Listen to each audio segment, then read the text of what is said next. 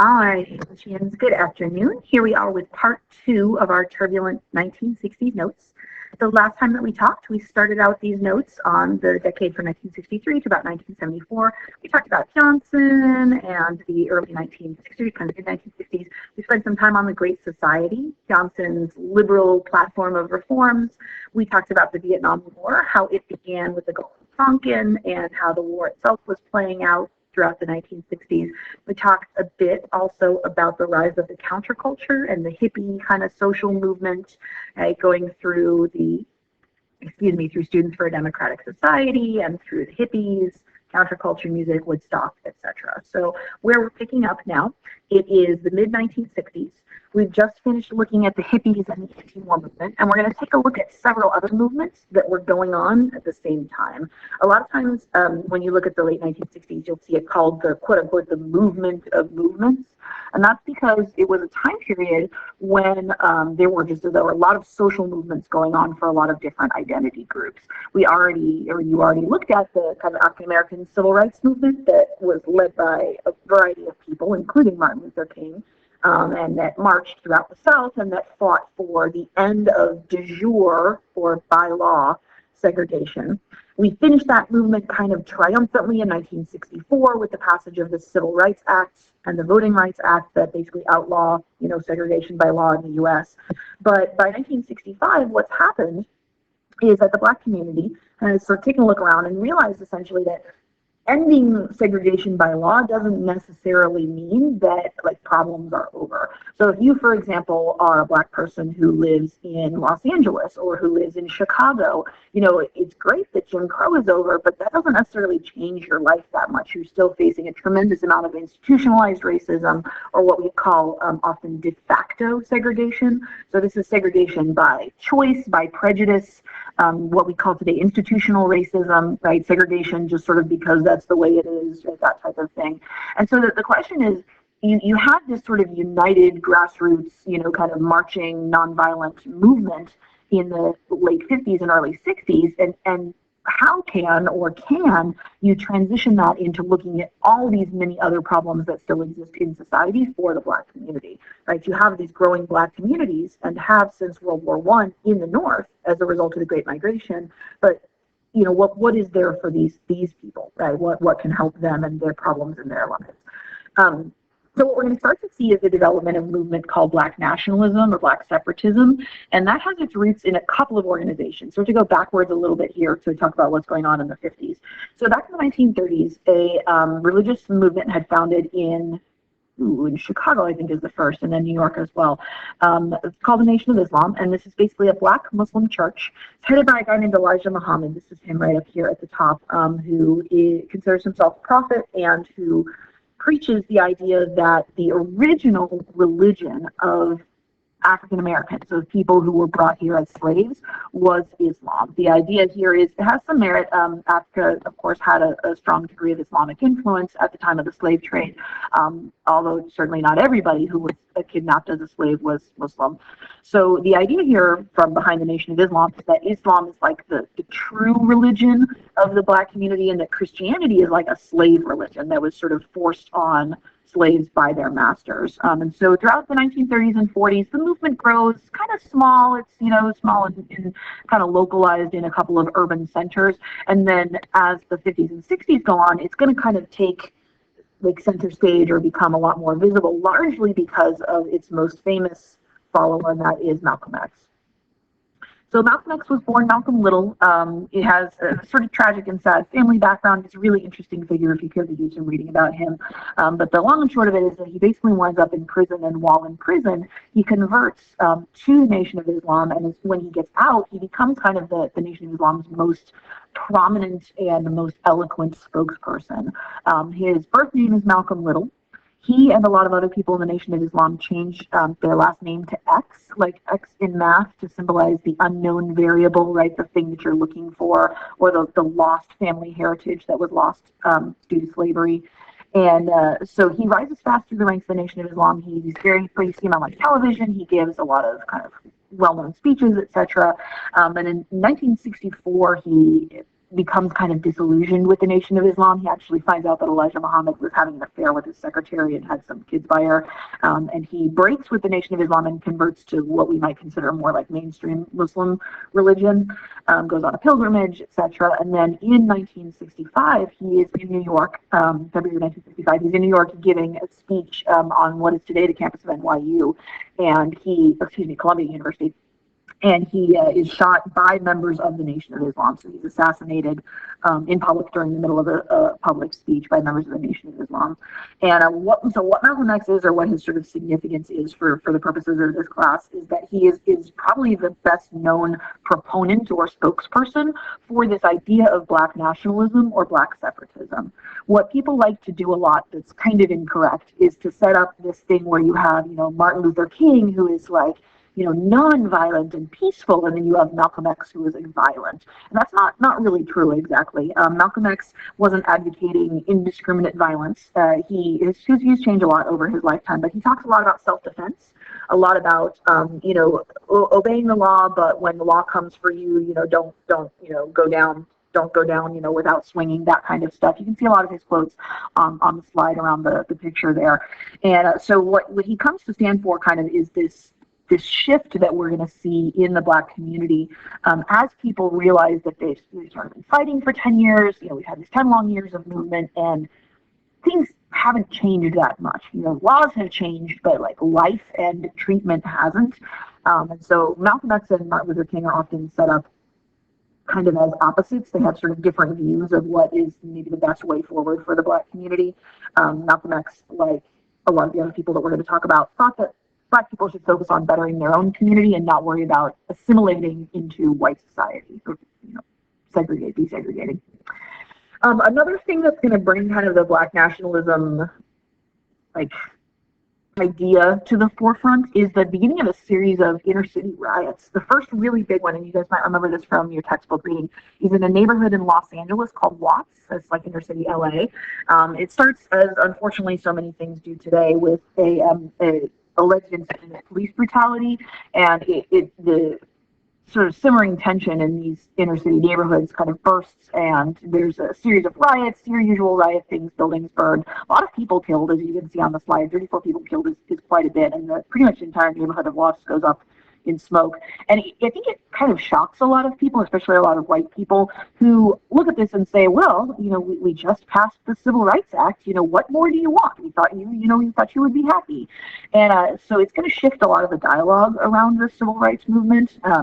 Martin Luther King immediately flies out to Watts and, sort of is going to wind up dedicating the rest of his life, the rest of his career, the last 3 years of his life, to these sort of urban, kind of northern issues, not in Montgomery, Alabama, but in Chicago or in Los Angeles.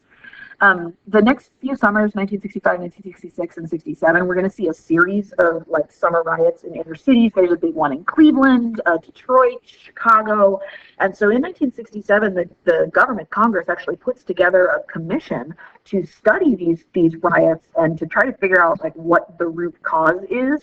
And they come to a surprisingly accurate conclusion that the lingering issues are essentially poverty and jobs. So the Kerner Commission is this report that identifies these kind of issues of urban poverty as issues that need to be addressed by the government. So this is around the same time that Johnson's Great Society creates HUD, right, the Housing and Urban Development. And Martin Luther King and a lot of the other civil rights leaders are going to turn their attention, like I said, to sort of northern cities, urban environments. So this is a picture of Dr. King in '66. He did a whole Chicago campaign, like the one that they did in Birmingham, but in Chicago, that's him in Soldiers Field there in a car. And when he was killed, he was getting ready to speak to a strike of sanitation workers, garbage collectors, basically, in Memphis. So there's poverty and jobs. And then the third of the big issues that the Kerner Commission mentions, and that's a big focus of this kind of Black Power movement in the late 1960s, is housing. So what's happened in the years since World War II is that inner city housing has changed quite a bit. Remember that both World War I and World War II brought influxes of African Americans into cities looking for jobs primarily. And what's happened as a result of that is that a lot of the white population of the inner city has left. This is what sociologists call white flight.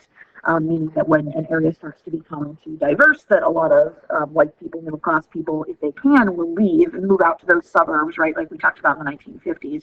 And what that tends to do is it tends to leave the people who can't get out stuck in the inner cities. It's a process that is called, and this is the legitimate term here, it's called ghettoization. I know that sounds sort of weird or funny or like slang, but this is the actual like definitional meaning of the term. And what was going on in particular in most cities was a process called redlining that I have kind of bolded and underlined on the slide here. This is definitely a term you need to understand. Redlining is where businesses would take cities, like this is a map of Charlotte that's been redlined, and they would line them out into neighborhoods, generally race-based neighborhoods. So this is a black neighborhood, this is a Hispanic neighborhood, that kind of thing. And they would deny services based on where you lived. So it's against the law to say, I won't rent a house to you in this neighborhood because you're black, but it's not against the law at this time period, anyway, in the early 1960s, to say, well, I'm not going to loan you, I'm a bank, and I'm not going to loan you money for a mortgage because you live in, the south side of Chicago, and that's an area that we know, has a lot of poverty or something. So redlining was like kind of a sneaky way of getting around some of the civil rights laws. And so the Great Society, again, tries to address this with a law that's still in place today called the Fair Housing Act of 68, or sometimes it's just called the Civil Rights Act of 68. And that was supposed to prohibit any sort of discriminatory practices in real estate, but they're going to have a really hard time enforcing it, especially at first. We do a little bit of a better job today, but there were a lot of cases where suburbs maintained racially restrictive covenants for a long time after the 1960s into the 70s and even the 80s. The slogan that I think I've already used once that becomes associated with this kind of later, more militant aspect of the kind of Black civil rights movement is what's usually called Black Power. And the term Black Power is particularly associated with one person, and that's this guy here named Stokely Carmichael. This is him right here. Carmichael was a leader of SNCC after John Lewis retired to move on to other things. Carmichael took over in '66, and he is going to take SNCC in kind of the direction of being a little bit more, again, Black separatist, Black nationalist, or this sort of Black Power slogan, Black Power movement. This is a quote from a Carmichael speech down here that I'm going to read out. This is a very well encapsulated image of what they mean when they say Black Power. So he says, it's a call for Black people in the country to unite, to recognize their heritage, to build a sense of community. It's a call for Black people to define their own goals and to lead their own organizations. So again, it's not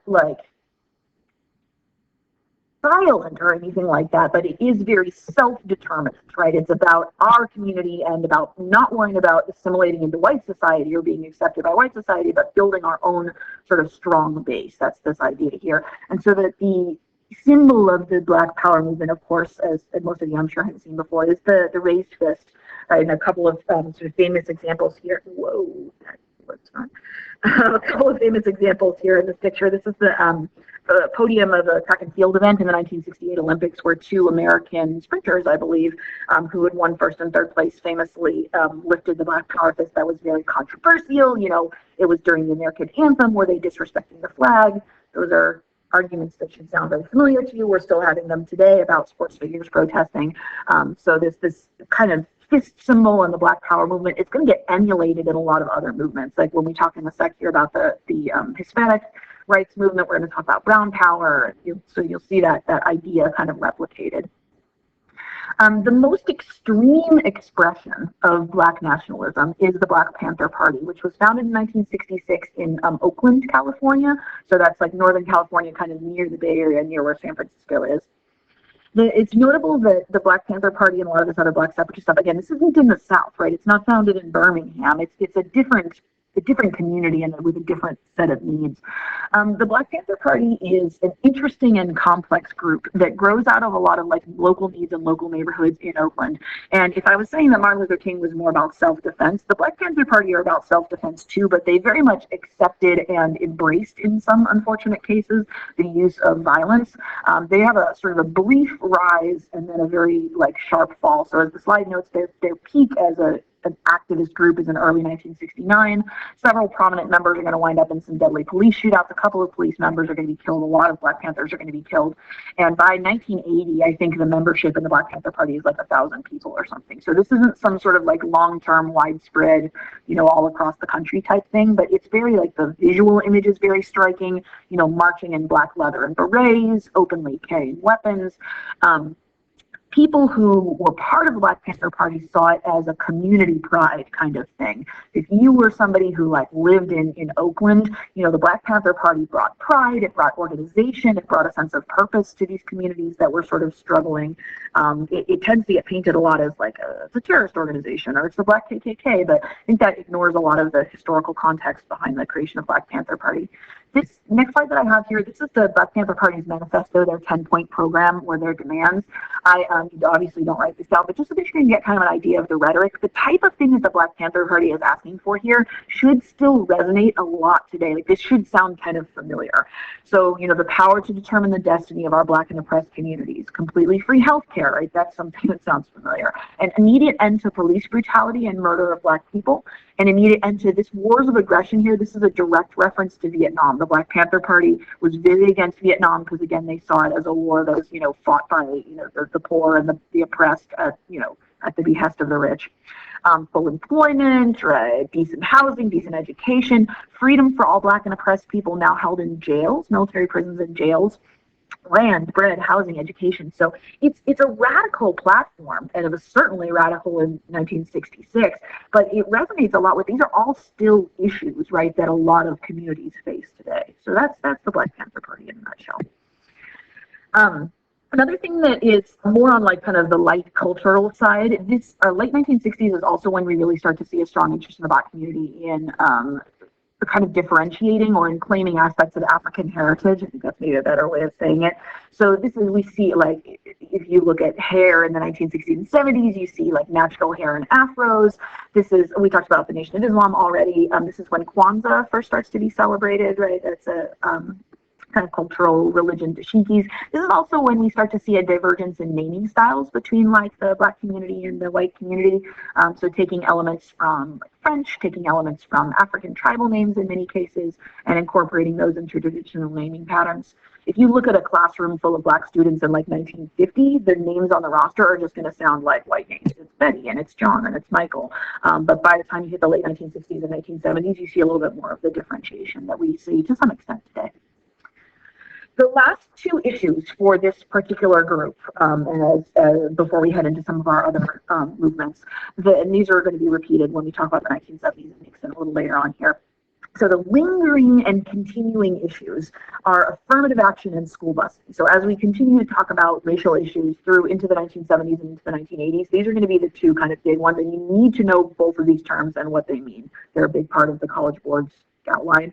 So an affirmative action program is a program that gives some sort of advantage, usually in admissions in college or in hiring in a job, to people from a traditionally disadvantaged or underserved community. So it could be to women or to African Americans, to Hispanics. And the question of affirmative action and whether it's an appropriate way of handling things and should it be used or allowed is an ongoing one that really peaks in the Supreme Court with this court case called the Regents of the University of California versus, I'm going to say Bakke, but I actually don't know how to pronounce that guy's last name. And what this was a white guy suing the University of California, claiming that he didn't get into medical school because, too many people with affirmative action were taking his spot. And so this is the Supreme Court allows affirmative action. It disallows quotas, but it allows affirmative action.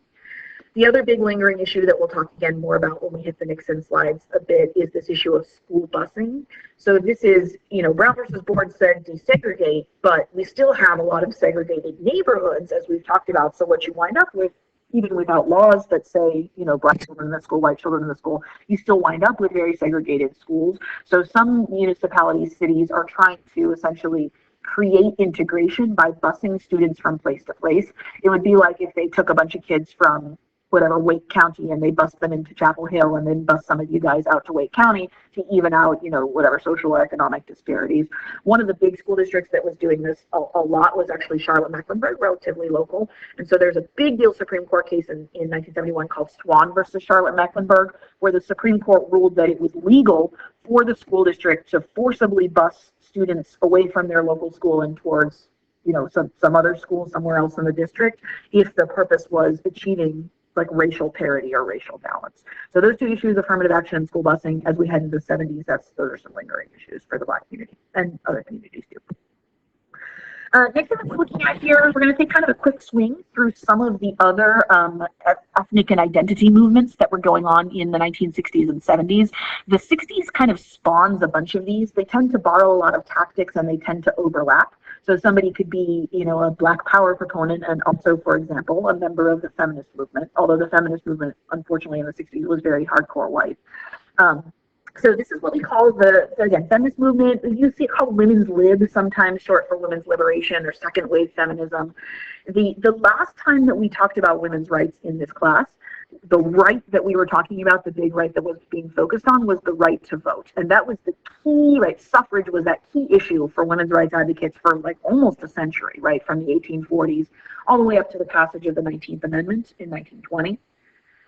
The feminist movement, after the passage of the 19th Amendment, the women's rights movement kind of breaks up. There's like a lack of cohesion around what our next step is. You still have some activists and people like Alice Paul and things like that, but it's not really here until the 1960s that things kick back off again. In fact, often considered the beginning of this second wave feminist movement is the writing of a book down here. The lady here, Betty Friedan, she wrote a book called The Feminine Mystique. It was published in 1963, and that is very definitely a book that you should know. It comes up frequently on the AP exam.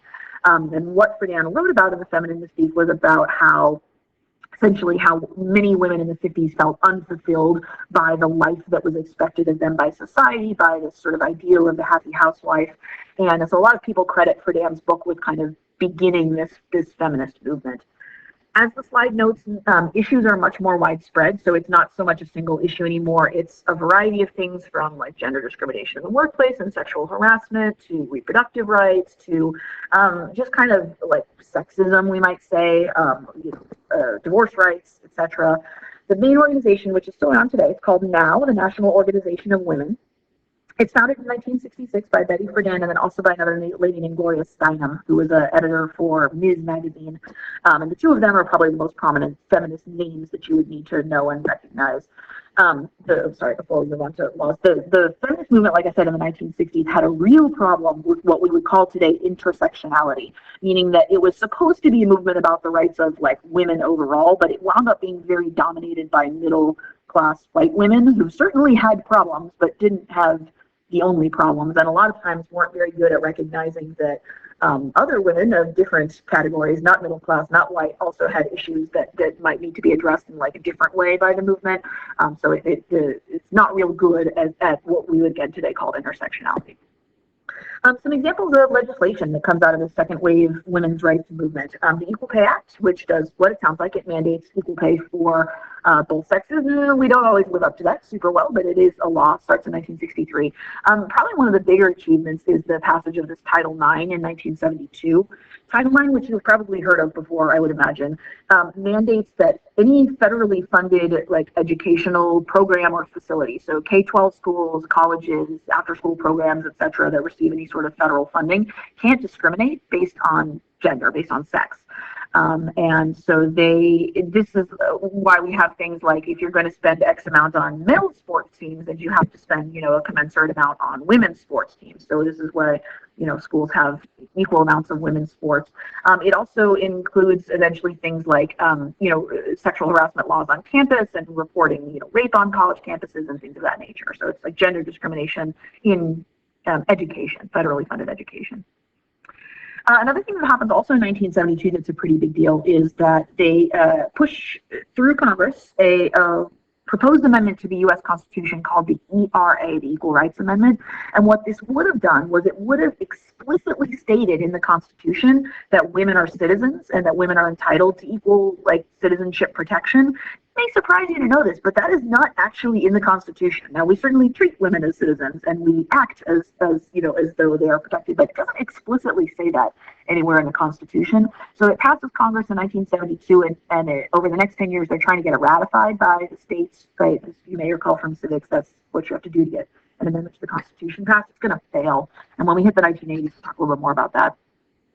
Another big outcome of the women's rights movement is Roe versus Wade, which is, of course, the Supreme Court case that first deals with abortion and essentially says that states can't fully outlaw abortion, although they can limit it in a variety of ways. The Roe versus Wade case is super controversial. And when we talked in the last note set about court cases that push people out of the Democratic Party and into like a social conservative movement, Roe versus Wade is certainly was up there in 1973 and still is up there today. So that's the feminist movement, again, in very brief. Starts in about 1963, rises through like the late 1960s, continues into the 1970s, and of all of the movements that we're going to talk about, this is arguably the most successful. Like when you look at where women as a class were in the 1960s and then where they are today societally, the most has sort of visibly and effectively changed for women, more so than any of the other groups that we're going to talk about. So it's a fairly successful movement. Another big identity movement that's going on in the late 1960s and 70s is a movement that's got a variety of different terminology. So you'll see the Hispanic rights movement, you see like the Latino or Latina rights movement. Oftentimes a lot of it comes out of California. So you'll see Chicano, which is a term that's used to refer to people from Mexico. It's kind of offensive, but then reclaimed by the community. So any of those terms that you see are all referring in general to this same sort of group of people, although they do mean different things, right? And a lot of the same types of issues that we saw with the Black Power movement. We're talking about education, and we're talking about voting and political rights. We're talking about stereotyping, teaching collective history, and then the specific difference and area of concern in the Chicano Latino movement that we don't see in other movements is this issue of farm worker rights. So in the 1960s, the early 1960s, there's going to be a union formed up of farm workers, people who mostly work in Northern California picking fruit crops, so picking like grapes and picking cucumbers and especially as tomatoes and things like that, strawberries. And these farm workers had been noticeably excluded from all of the legislation that we talked about in the New Deal. If you remember, like the Wagner Act that said, you have to let unions form. The exception of the Wagner Act was, well, except farm workers and domestic workers. So you have this whole class of people who are working in the fields, working as farm and agricultural labor, who aren't really allowed to unionize. And in California, in Northern California, group of people, but the leader is this guy here, his name is Cesar Chavez, and then the lady with him is Dolores Huerta. So that the two of them are kind of the co-founders of this union that's technically illegal, called the UFW, or the United Farm Workers Union. And what they are trying to do is they're trying to win the right to unionize and organize the farm workers in Northern California. And they're going to spend like 5 years basically alternately on strike and pushing in a variety of different ways to try to earn the right to unionize these migrant workers. It's largely Hispanic. It's also a large Filipino population as well involved. So they go on strike. It's called La Huelga, which means strike essentially, and eventually it's going to resolve itself into a grape boycott. And if you have parents maybe who kind of grew up in like the late 60s, early 70s, they might remember maybe not eating table grapes when they were younger, because it became kind of a thing. If you supported the farm workers, if you were a liberal and you wanted to show that you were a liberal, one way you could do that was by not eating these grapes to try to force the owners to bargain with this farm workers union. Cesar Chavez's kind of catchphrase was "Si se puede," or like "Yes, we can," right? Which of course Obama famously borrows. And Cesar Chavez himself often referred to as sort of the Martin Luther King of the movement, very committed to nonviolent action. Sort of the ideas of Gandhi were very influential to him. So he is a really important personage in Dolores Huerta as well. Very important personages to know. If you were little California children growing up in California and surfing and saying bro all the time, you would actually have Cesar Chavez Day off. It's a California state holiday, but we don't have that here in North Carolina. Just like the split in the Black community between kind of the Martin Luther King, SCLC, and then the more Black Power stuff that we just talked about, in the same way that we see in the Hispanic community, the rise of kind of a younger, more militant generation calling for more aggressive change. So you have these groups, Alianza, La Raza Unida, which was like a third-party political party that called for this brown power or Chicano power, and that focused on like youth activism, student activism. A lot of colleges in California, for example, were pressured to add like Chicano studies majors, those kinds of things.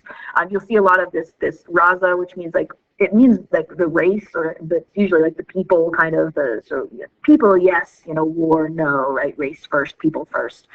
So that kind of sloganology is very common in the Chicano Latino movement.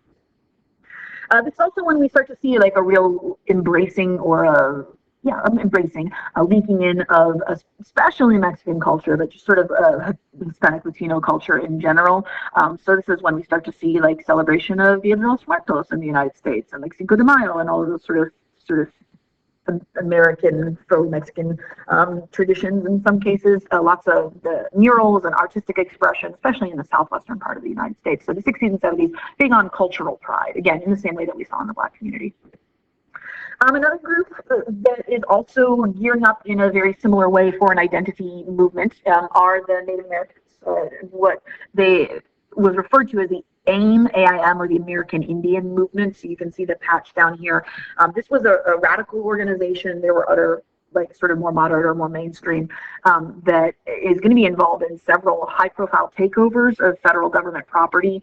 So AIM in, I think like 1968 or 69, they're going to occupy Alcatraz, the former federal prison of Alcatraz, for a period of time. They're also going to get into a siege and then eventually a shootout at Wounded Knee, which was the site of a former massacre in 1890. Some of you guys may have potentially watched the video, the extra credit video over break, and if you didn't, it's well worth watching. But that's about this time period here. Native Americans have some similar issues as the other groups we've seen, but a lot of different ones as well because their history, of course, is different. So we see a big focus on like tribal self-governance and trying to let the federal government kind of release control, the BIA, the Bureau of Indian Affairs, release control of some things and return control to the tribes. A lack of police harassment, especially reparations. This is when we start to see tribes challenging the federal government in court for non-fulfillment of treaties, and when we're going to start to see tribes winning payment of reparations and the right to do things like, say, for example, open casinos, even if it's against the state law, right? So those kinds of things we start to see happening in like the 1960s and especially in the 1970s. There's a bunch of other social justice movements that go on. We could talk for a very long time about them, but we have been already talking for a very long time. So just in brief, the other two big ones that are going on that's worth at least having some general knowledge of is the gay rights movement, or it was called gay rights at the time. We would say LGBT, etc. today. Your textbook mentioned the Stonewall riots, which are in 1969. It really kind of rises up much more strongly in the 1980s. So we'll actually touch on it when we talk about Reagan in the 80s. But Stonewall riots in 69 is kind of the beginning of this gay rights movement. And the same thing is true of the environmental movement. It starts in about the 1960s, but really it becomes more aggressive and more visible in the 1970s. So when we talk about Carter, we'll talk a little bit more about the environmental movement. So those are all of our many and varied movements, and many of these movements find themselves at a peak in the very tumultuous year of 1968.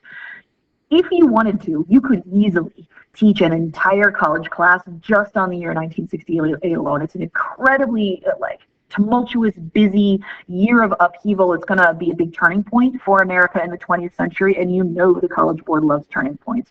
So it's good to have a general sense of kind of the types of things that are going on in 1968 and how they tie into bigger cultural movements. Okay? So we're going to see. Okay. So first up, 1968 is a big year for the Vietnam War. It's the year of what's called the Tet Offensive. Tet is the Vietnamese New Year, so it's just like saying the Christmas offensive or something like that. It's just associated with the holiday that was going on when the offensive started. And what this is it's one of the only times in the entire war when American troops are actually going to engage with the North Vietnamese army, right? Not the Viet Cong, kind of undercover communists in South Vietnam, but the actual army of North Vietnam is going to attack into the South with the goal of taking Saigon. It's all of the places where you see the little red stars. Those are all places where there were battles at some point in this 9-month swing from January to September to 1968. The Tet Offensive is an interesting swing because it's actually a military victory for the U.S. At the end of this 9 long months of fighting, the United States has won. the Tet Offensive. The North Vietnamese army retreats, we retake back territory, but the government by this time, we're 4 years into the war now, right? It started in 1964. And so the government has spent the last 4 years telling Americans, and we're almost done. The light's at the end of the tunnel. We're almost done with the war. We're fighting, we're maintaining, we're not escalating. And what people come to realize as a result of the Tet Offensive is that that's not true, that we are far from done, that the enemy is still very strong and able to mount a strong counteroffensive. And it creates almost a moral defeat in the U.S. And when you look at public opinion polls, so if you look at, these are Gallup polls, which you certainly don't need to write the numbers down, but you look at the February Gallup poll, you have like 50% of Americans who think that, the war is going down, and we're like right at under half. But by the time we hit August, by the time the Tet Offensive is starting to wrap up, we're over half. So 1968 is the year when we see the shift to where the majority of the American public doesn't think we should be in Vietnam. Now, we're going to be fighting for another 5 years, right? So this isn't going to end anytime soon, but it does represent, again, that shift in public opinion. Partially responsible, I mentioned Walter Cronkite already. He goes and he spends like a week or 2 weeks on the ground in Vietnam, interviewing soldiers, etc. And when he comes back to do the CBS Evening News, he says that, it's essentially that we're not done yet and we've got a long haul ahead of us. And that really has a lot of impact. Johnson himself says, when you've lost Walter Cronkite, you've lost America. So the Tet Offensive has a big impact on the sort of American view of the war. And it has such a big impact, in fact, that by March, even though he had already sort of started to kind of eyeball his campaign for this 1968, so Johnson would be up for re-election in 68. Johnson does something that we don't see too often as a sitting president, and he basically says, I'm not going to run. So accordingly, I shall not seek and I will not accept the nomination of my party for another term as your president. That's the quote. He says he wants to focus on, the prosecution of the war and not on politicking, but to a lot of people it looks like he's giving up, right? He's the commander-in-chief. He doesn't seem to think with the war. What are we even doing here? The other thing that Johnson's is not resigning, because he's not quitting early, but he's just declining to run again. The other thing that this does is that it opens up the 1968 nomination process. So normally when you have a sitting president who's your party, you're not going to run anybody against them, right? It's just going to be whoever the president is. But what this does is it creates a scramble kind of inside the Democratic Party for people to replace Johnson as the Democratic nominee. And so that's what's going on kind of in the spring of 68 and summer of 68. Just a week later, after Johnson's fairly surprising speech, is the assassination of Martin Luther King. King is in Memphis.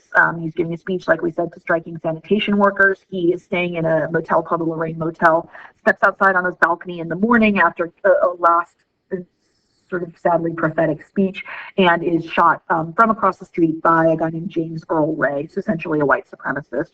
Ray confesses to the murder and pleads guilty, and then eventually recants his confession and spends the rest of his life in prison. I think he died in 1998 or thereabouts. So there's some controversy about Ray's guilt, but not too much in general, because he did, like I said, he did issue a confession at first.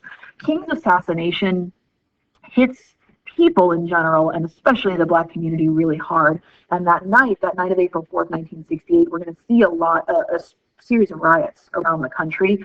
And the one of the cities that doesn't break out into riots is the one where new presidential candidate Bobby Kennedy, this is him right here, JFK's younger brother Bobby, happens to be giving a speech that night, and he sort of calms the crowd, and he talks a lot about King's legacy, and he very sincerely, Bobby Kennedy legitimately believed in this stuff, sort of takes on the mantle of being kind of like the civil rights candidate in the 68 election. He's running for the Democratic nomination. He represents that kind of new left that we talked about. And then, of course, just a few months later, he himself is assassinated. He's just won the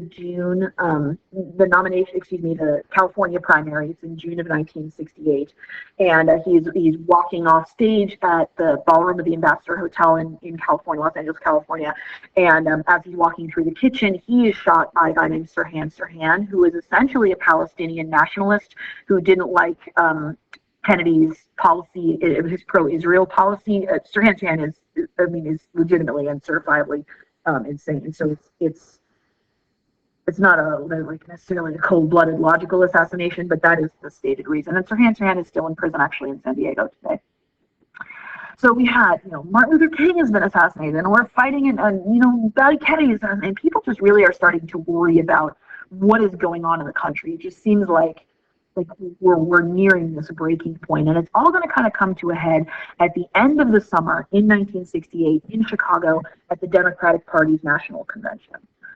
So you might remember from this summer, hopefully, that in the year of an election, like when you're going to have an election in November, what both parties do is they meet in some city during the summer and they hold a big 3-day party where they nominate their person. So this summer, the Democrats nominated Clinton and the Republicans nominated Trump, and they both gave speeches and had balloons dropped on them. And it's just like a thing that we do, right? It's kind of a centerpiece of our democratic system. And so in 1968, the Democratic Party was holding their nominating convention in Chicago, and it seemed pretty likely going in that the person who was going to win the nomination, since Bobby Kennedy has unfortunately been assassinated, was Hubert Humphrey, who was Johnson's vice president. So he's very much kind of that mainstream, New Deal, liberal, Great Society type Democrat, just like Johnson. But that is not something that a lot of people in the New Left are happy to see, because he is painted with the same brush as Johnson, and he's seen as equally responsible for the war. So outside of the convention center, well, inside on the floor, they're getting ready to nominate Humphrey, right? And they're holding this sort of big party, balloons, etc. Outside, in the park across from the convention center, are lined up. This is what you're looking at from the air here. These are police and SWAT gear lined up, and then this is the protesters lined up in Daly Park across the street from the convention center. And as happens, unfortunately, on occasion, breaks out into a riot with police beating protesters and protesters fleeing and fire and bottles being thrown. And to people watching at home on their TVs, this is just like what has happened? Where have we gotten ourselves to, that in the centerpiece of our democracy, the symbol of our democratic process, that we have, violence and riots and, hatred and beating the police. And so there are a lot of people who looked at all of these things in 1968 and say, this is not what I believe in, this is not what I stand for, this is not something that I think is good for the country. And those people, who historians refer to as the quote-unquote silent majority, are going to find their candidate in the Republican nominee of Richard Nixon. So Nixon, who we have talked about before, was Eisenhower's vice president in the 1950s. So he was a two-term Republican vice president. He lost a really close one, remember, to John F. Kennedy in 1960, just barely. And he had had kind of a tough decade in the 1960s. He ran for California governor and lost. He sort of grumbled away with all his toys and said he wasn't going to run for anything again. And then he kind of pops back up here in 1968 as the Republican Party nominee, running on what he called a law and order platform. That this was a platform that, we're going to bring things back to the way they were, and we're going to, appeal to middle America, and we're going to stop these dirty hippies, as he would say, from, kind of ruining our society. We're going to bring an end to the Vietnam War, and we're going to, make people feel safe again. It's a very appealing message, one that we have seen before in American history, right, all the way back to 1920, return to normalcy with Mr. Harding. And there's also a lot of reflections of the 2016 election as well. This term silent majority is one that a lot of Trump supporters adopted in the 2016 election. So this idea of the silent majority, they're not out there protesting in the park every week, but they sort of quietly are going to use their vote to change the direction of the country. So the 1968 election, here's our three nominees. Humphrey with the Democratic nomination, who's basically kind of the heir to Johnson, Lyndon Johnson, because he's his vice president. Nixon in the silent majority. And then in the South, in its last gasp of racism, is going to nominate George Wallace, former governor of Alabama. He was the stand in the schoolhouse door guy, right? Segregation now, segregation tomorrow, segregation forever. And he runs on this American Independent Party, which is just basically a pro-segregation party. So here's our 1968 electoral map. As you can see, Nixon does really well in what we might call the silent majority part of America, kind of this middle swath, right? Takes his home state of California as well, and enough of the South, kind of chisels off enough of the South as a Republican candidate to win a very convincing victory in 1968 over Hubert Humphrey. So Richard Nixon, I should have the years up here, but I don't.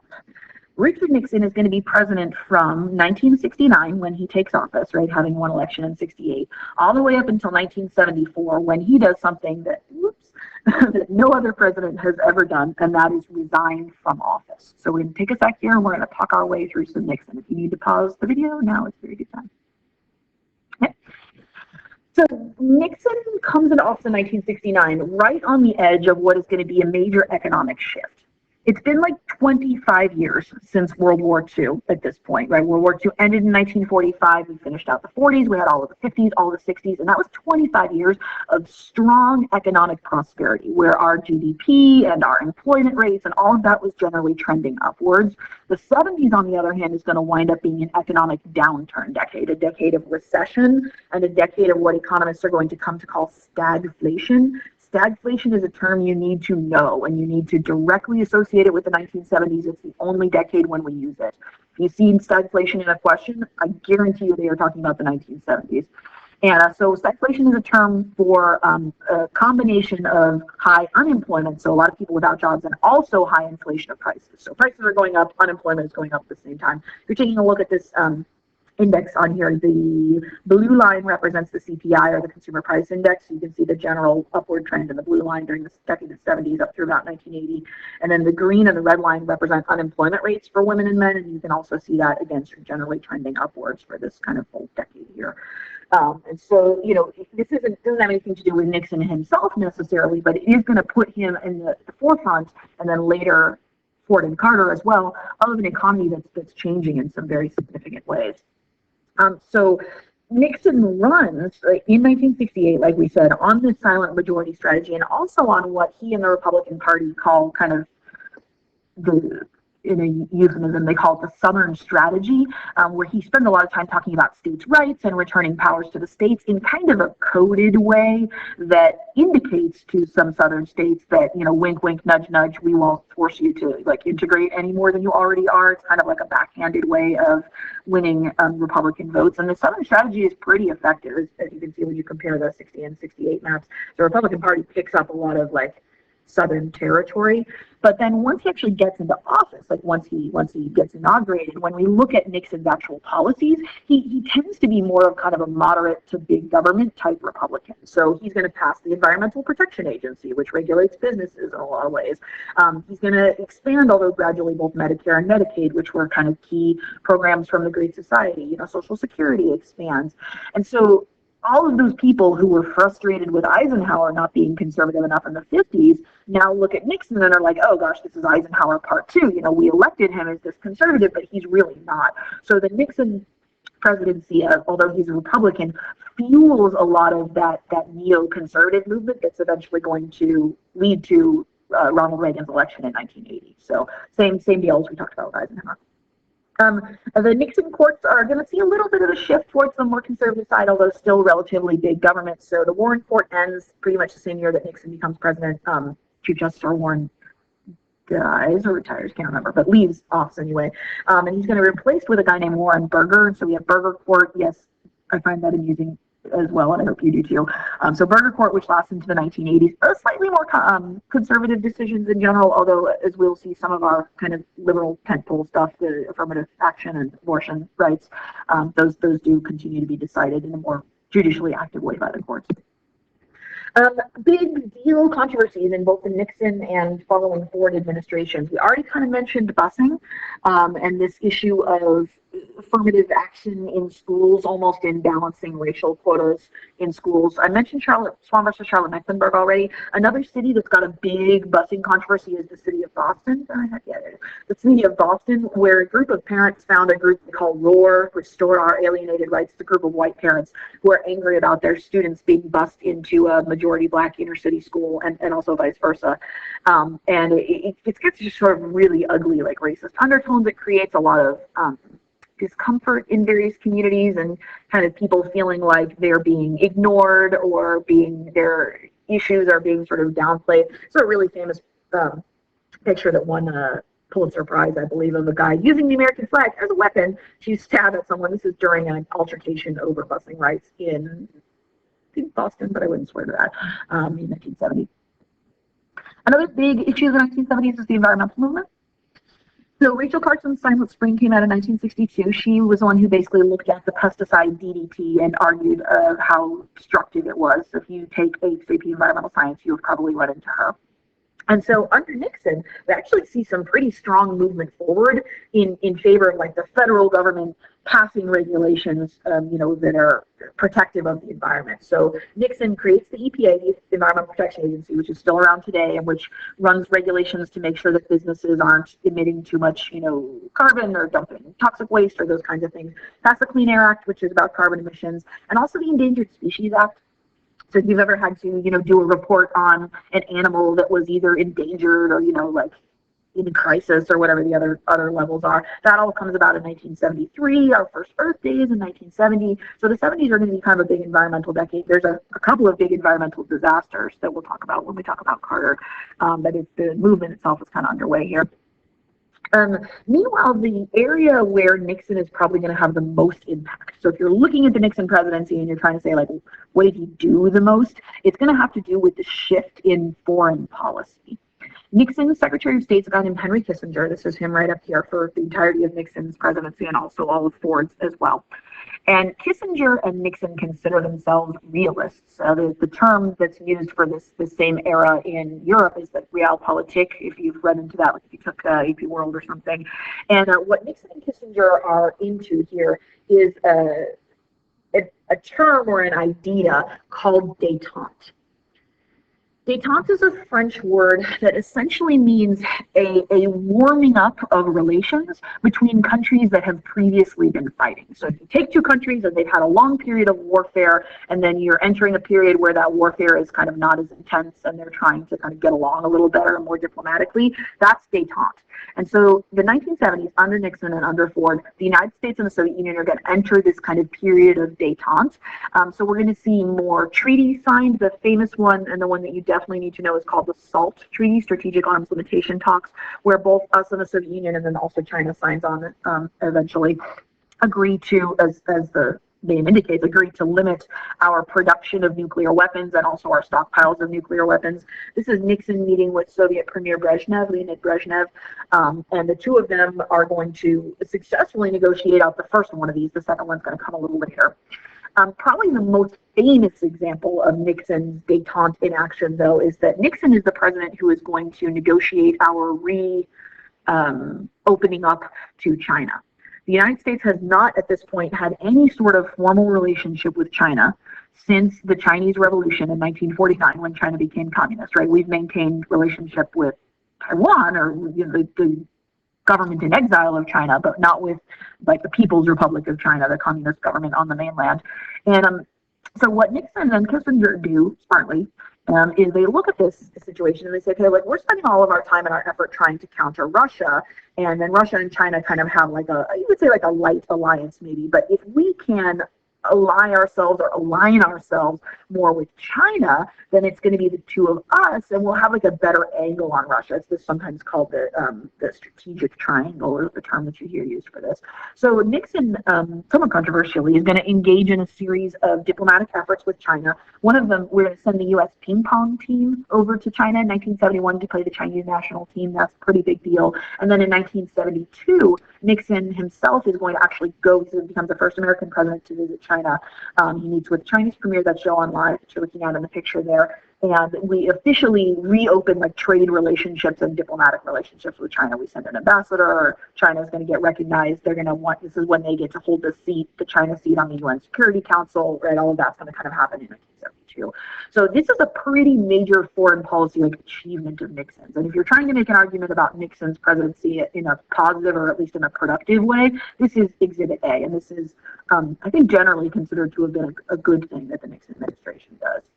So again, if we were taking a look at how we trace containment policy from hardline containment to new look, flexible response, right, the domino theory under Johnson, the key word for Nixon, like I said, is that détente.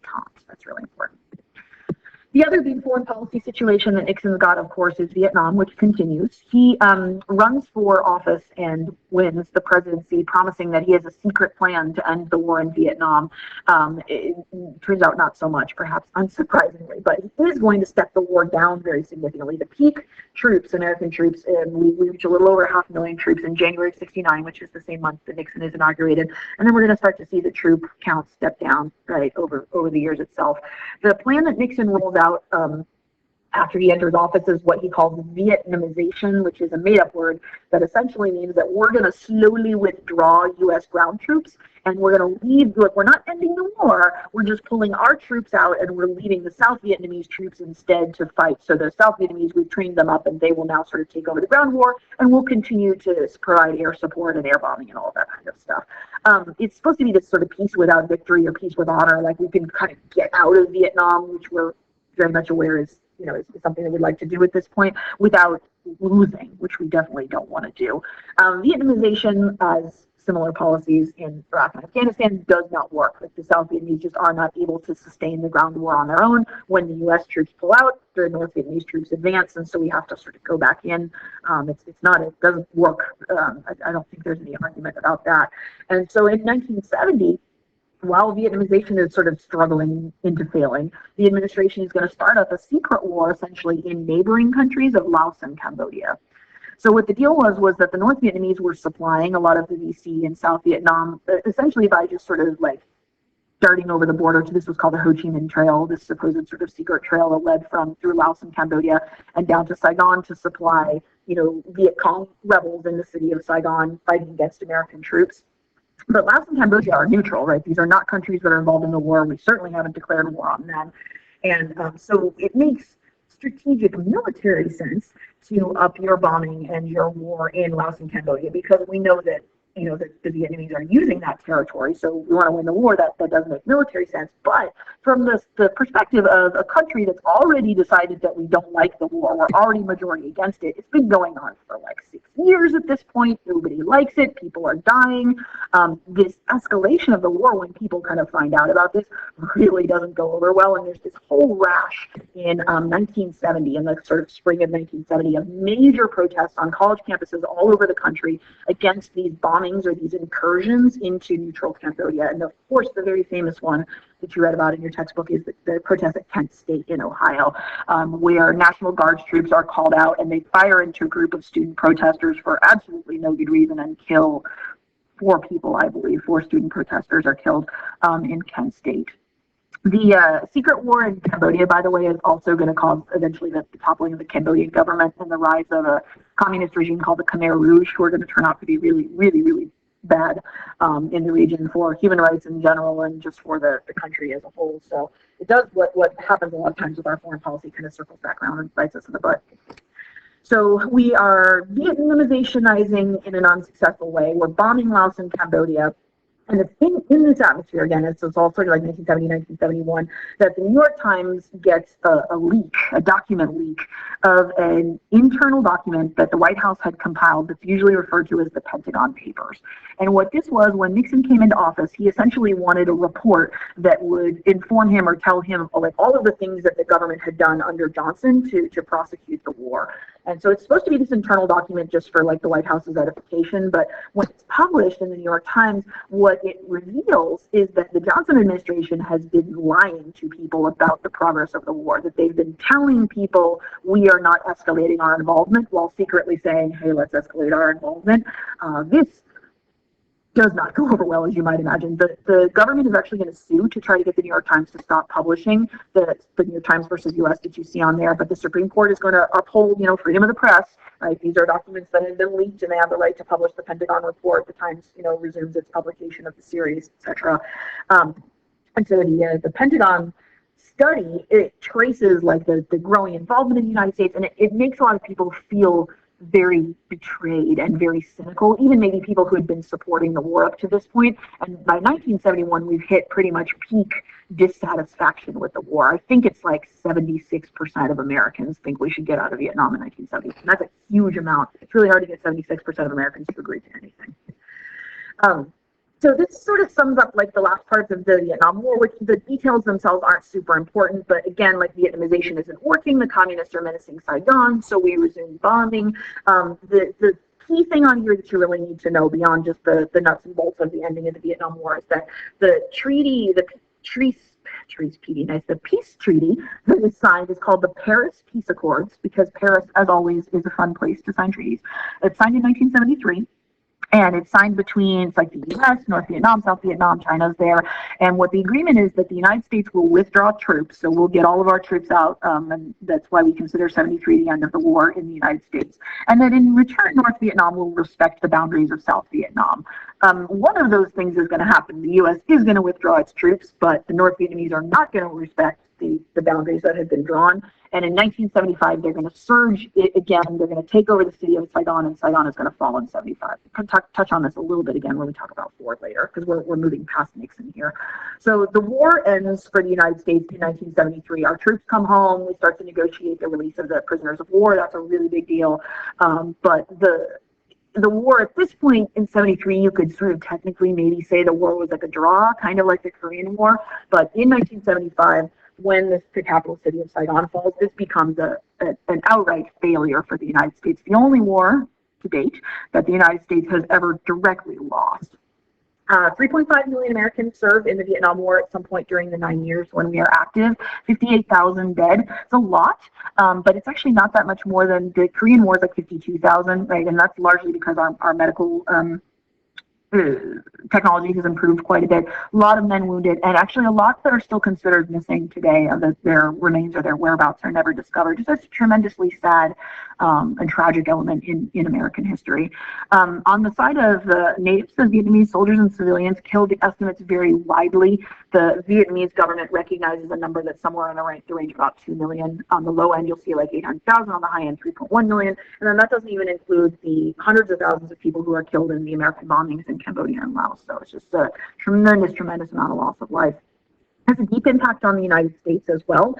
We are so outraged by the way that the war was fought, by the fact that the war was fought without a congressional declaration of war, that we passed in 1973, Congress does an act called the War Powers Act. This is still in place today.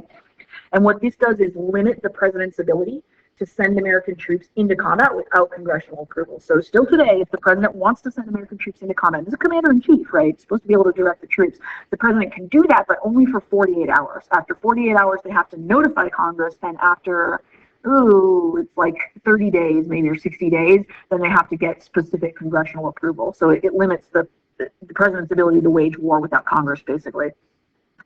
We also, in the wake of the Vietnam War, passed the 26th Amendment. This is a very important one for you guys because this lowers the U.S. voting age from 21, where it's been for a long time, to 18, where it is today. And the idea here is that 18 was the draft age, right? So you could be, plucked out of your home and forced to go, off to this, country around the world and fight and die for your country when you're 18. But you couldn't vote for the politicians who are sending you there. So the 26th Amendment rectifies that by lowering the voting age to 18.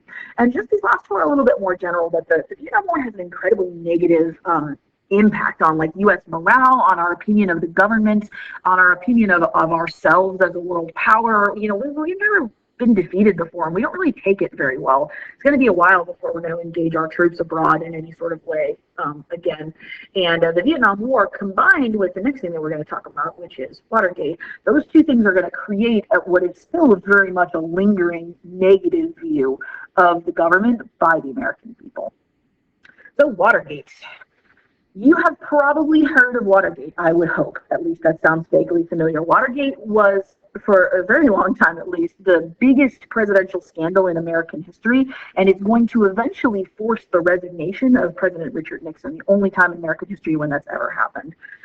It's called the Watergate scandal because it initiates or originates with a break-in in a hotel called the Watergate Hotel. So it would be like calling it the Marriott scandal or something like that. And what the Watergate Hotel was, like a lot of big buildings, it was a new fancy hotel on one side, and on the other side they rented out like office space. And so on the top floors of the Watergate Hotel, I think on this side, although I could be wrong, the Democratic National Party had rented space in advance of what's coming up, which is the 1972 re-election. So Nixon's president, he's getting ready to run for re-election, and the enemy, right, the Democratic Party has set up their campaign headquarters in the Watergate Hotel.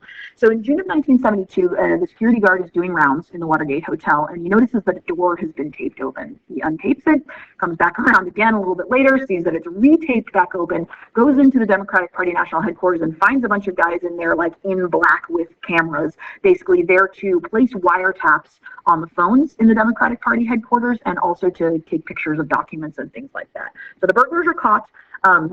They're charged with like trespass and burglary and all of that kind of things, and the incident kind of disappears from the paper. So this is June of '72, and if you asked your average Joe Schmo in like, you know, July of '72 or at the election in November of '72 even, then most people didn't know anything about this. It wasn't a widely understood event. What happens though is that the 1972 election rolls around, and it is, as you can see, a pretty solid landslide for Nixon, who was worried that he would lose, but clearly didn't need to be. The Democrats put up McGovern, who turned out not to be a very good candidate.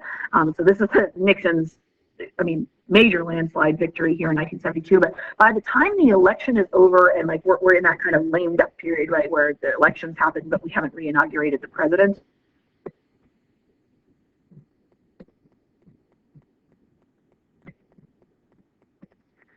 Sorry, guys, minor interruption. Okay, so by the time that we get to the point where Nixon is getting re-inaugurated in January of 1973, the story has kind of been dug up. In particular, the people who are often credited for bringing the Watergate scandal to light are two journalists, Woodward and Bernstein, who are writers for the Washington Post.